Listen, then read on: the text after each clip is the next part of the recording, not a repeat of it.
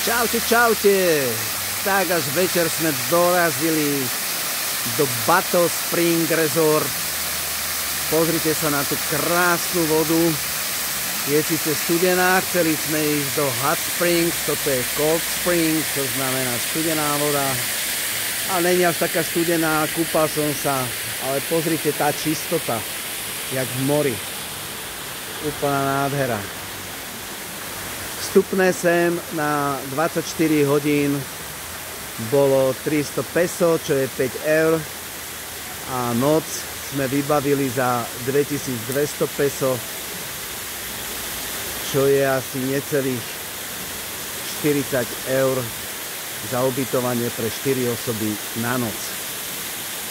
Ráno vám urobím lepšie zábery, lebo ostávame tu spať a zajtra sa zase vracame do Lipy.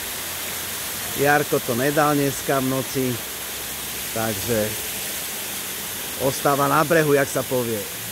Ale voda môže mať tak 23-24 stupňov, je osviežujúca, ale zase nie je nejaká extra ľadová. Oli, are you okay? Yes, I'm okay.